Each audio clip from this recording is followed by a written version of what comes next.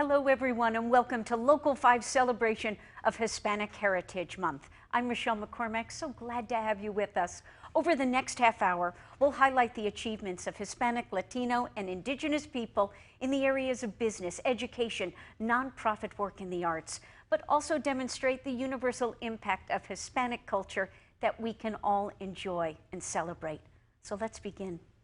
As Northeast Wisconsin communities grow more diverse, so too do our schools.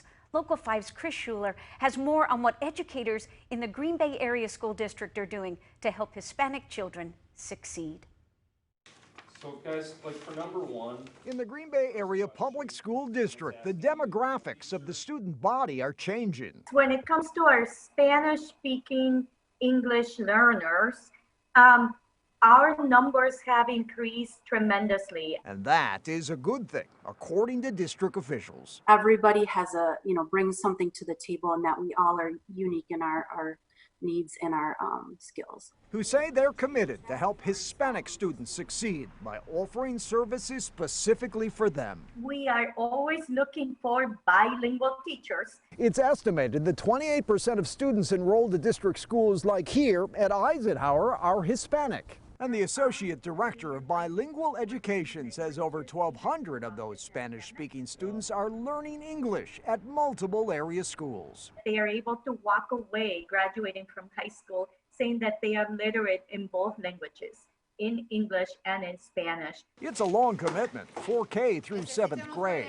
And to help students, but particularly their parents through the journey, the district has hired family engagement coordinators. So when they have a question, they know they can always turn to somebody in the district that they can trust. Staff supervised by Equity Coordinator Katie Sulzer, who also helps teachers foster better relationships with parents. Really kind of build the capacity to understand the importance of parent partnerships. In our schools, we want to make sure our parents feel comfortable, and we don't want the language to be a barrier to communicate with us. Because Zacharias says these children have dreams, and the school district wants them all to come true. Our students are the future of our community, and we really want to prepare them and set them up for success so they can achieve their goals. In Green Bay, Chris Schuler, Local 5 News.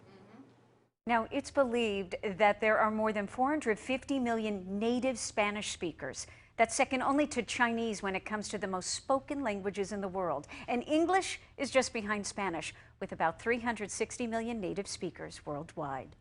Well, now to a locally known self-taught musician who you might have seen perform on the rooftop at Titletown Brewing. Jesse Mancha is the first in his family of migrant farm workers and military, truck drivers and educators to pick up a guitar and find his own voice within his heritage.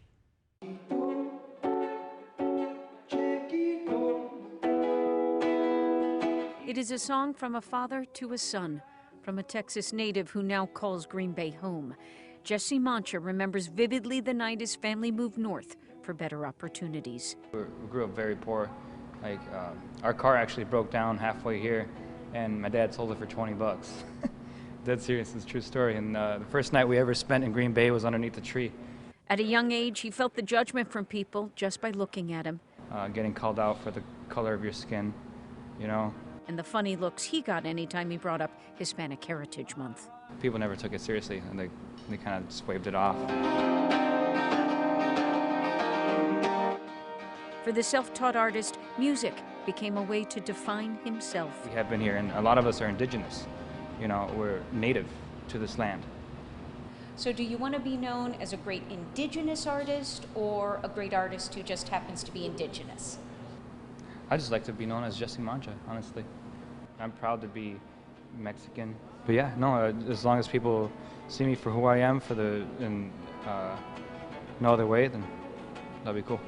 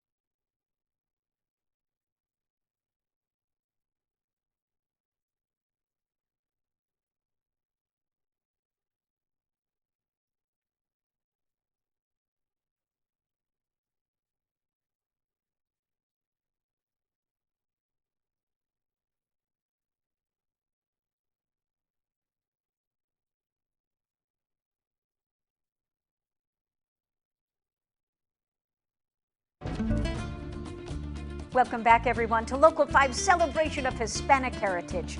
Started in 1968 by Congress originally as a week, Hispanic heritage expanded to a month and is now observed September 15th through October 15th. This allows the celebration to coincide with National Independence Days in several Latin American countries, from Guatemala to Costa Rica to Mexico and Chile. For those choosing a new life, though, here in America, they need more than just a desire to realize a dream. Local 5's Rhonda Fox shows us how one local nonprofit is making that transition a bit easier for Hispanics and Latinos in the Fox cities. A lot of people that were moving in would not know where to go. For 14 years, Casa Hispana and its president, Ernesto Gonzalez, has tried to make the Fox Valley feel like home to newly immigrated Hispanics and Latinos. People could have a sense of belonging in that respect and interact within their own culture. Since many arrive with only the hope of a better life, Casa Hispana provides the essentials for life. Food, immediate needs such as that, clothing, the food pantries in the local area, the churches. Casa Hispana also provides help for women who have to walk through their doors alone. Betty is a single parent with 5 kids, so that's got to be a struggle. Casa Hispana helps with food and with home necessities. I'm very thankful for Ernesto. I can always count on him for his support and for giving me so much help. When COVID-19 hit, Betty was able to give and get the help she needed, even though she didn't speak English. Casa Hispana has helped me with community service, and they have helped me with several documents. I'm also a part of the Hispanic leadership and with the Women's Empowerment Program. Casa Hispana realizes education is key to generational prosperity and has awarded more than $80,000 in scholarships. And some people are getting the help they need. It is an excellent feeling. In Appleton, Rhonda Fox, Local 5 News. And there are so many ways to communicate Hispanic and Latino culture. Such is the case with Alloue's Edwin Fraga. Love and marriage brought the Cuban artist to Northeast Wisconsin, where he watches the struggles of his new homeland and thinks of the old.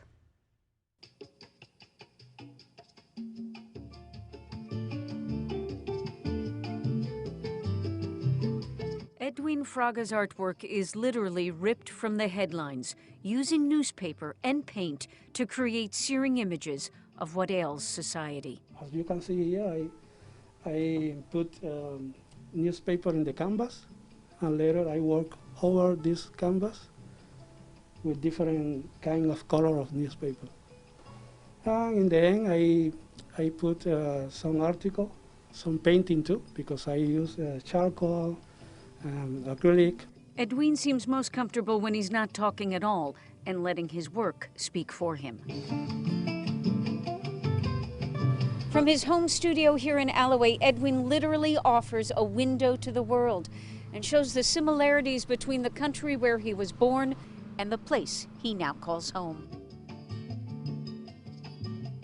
From sport to the will to thrive and the right to protest.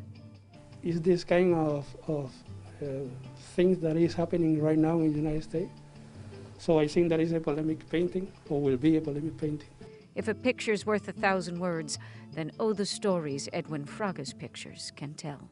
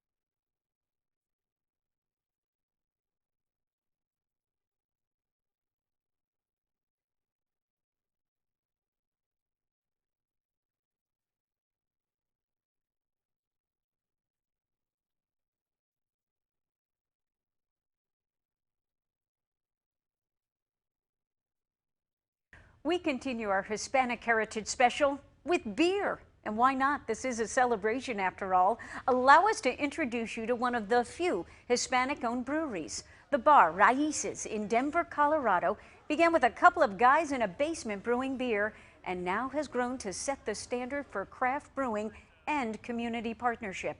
Every aspect of Raíces is infused with Latino culture.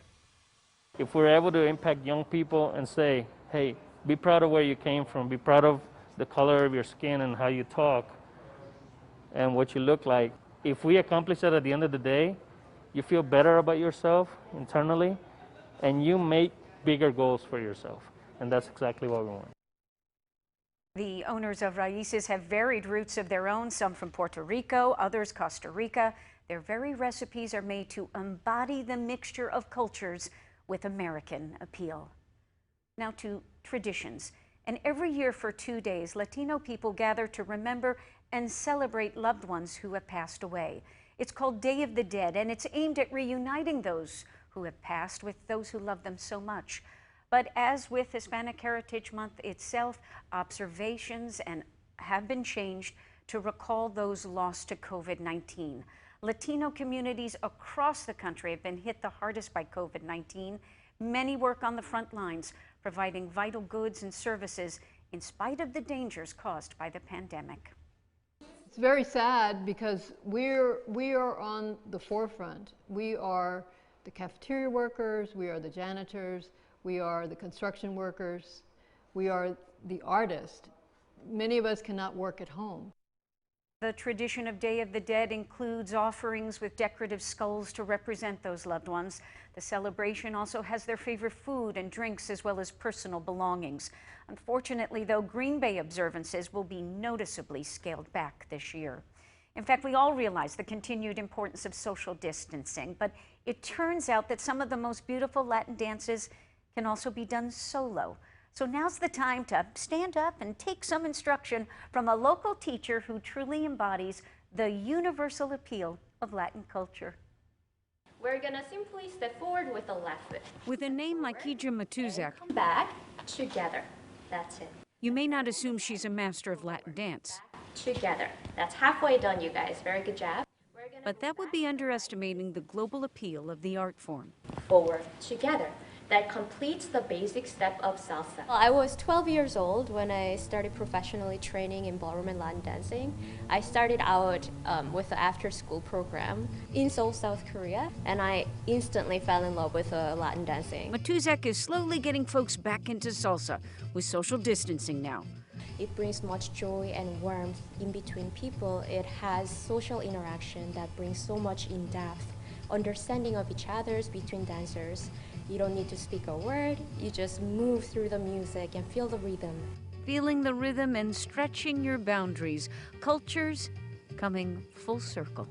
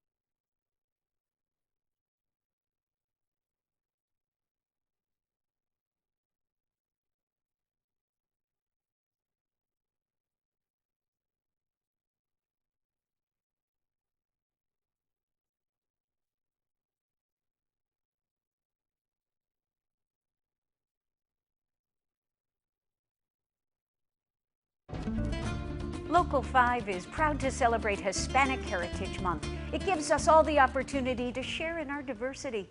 And with a growing young Hispanic community, Local 5's Eric Richards introduces us to one local young man who is cooking up quite the future. Meet Daniel De Hoyos.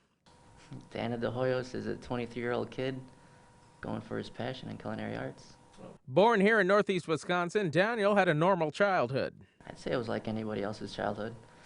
Playing with friends, going to school, struggling in school a lot. Back in high school, Daniel did not have any direction. He did not know what he wanted to do. His grades were mediocre at best. A few years after graduating high school, he got into his parents' kitchen and started cooking, which then gave him the idea to become a chef. I really wasn't doing much, but every day my parents would come home.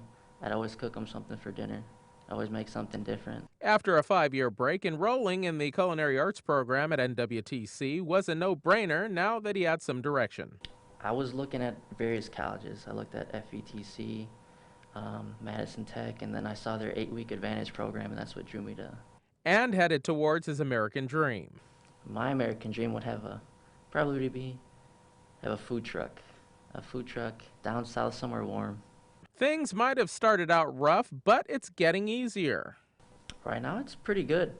I think I finally got a balance of balancing out work and school and the homework again, because that's something new. What does Hispanic Heritage Month mean to him? I think it's just nice to show people different backgrounds. We're all from different places, but yet we're all the same. At 23 years old, Daniel says that he wants his legacy to be a chef business owner who is financially stable and able to provide for his family. When he finishes up at NWTC, he will move on to the Fox Valley Technical College, where he will complete the culinary arts program there. In Green Bay, Eric Richards, Local 5 News. And Northeast Wisconsin Technical College has an active Hispanic leadership club. It emphasizes the importance of education and sharing experiences across cultures.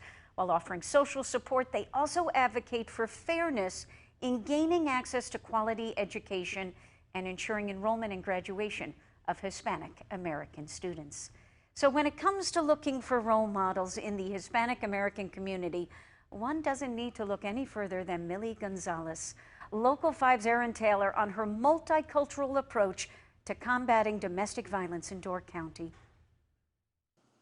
Our advocates are not only providing advocacy, they're also doing outreach and education, prevention work to work with youth. For those in need of advocacy here in Door County, this is the place to come for help. We're the only domestic violence agency in Door County. Millie Gonzalez oversees the agency. I'm the executive director of Help of Door County. Millie has been in that role for about a year. I'm the advocate for the advocates. So what can I do to help my advocates serve our community and all of our clients and everybody within our community as well? The time she spent at the helm of the organization has been eye-opening. I was shocked to know that I was the only Latina running a mainstream organization in the state of Wisconsin that does domestic violence work. That's a statistic Millie would like to see change. It's all cultures that are affected by domestic violence, and understanding that it's important for us to, bring these leadership opportunities to other folks, because there is an enrichment that happens when we do. An enrichment from bringing diverse points of view to the table. And I think it's really important to bring different people's perspectives to the table, especially in leadership roles, so that you can serve your entire community. There's a very hidden community here in Door County, and I think that my perspective brings that here. Millie says perspectives like hers are what will help bring change. So we're not going to end domestic violence or sexual violence until we end racism, until we end heteronormativity, until we end oppression, no matter what that looks like and in what community it is. In Sturgeon Bay, Erin Taylor, Local 5 News. Now, Gonzalez has garnered praise statewide for the attention she's brought to the issue of elder abuse as well. Tough subjects, vital work. And when we come back, a final chance for you to learn some real Latin dance as Local 5 celebrates Hispanic Heritage Month. Bolero instruction. Come on, get up and join us next.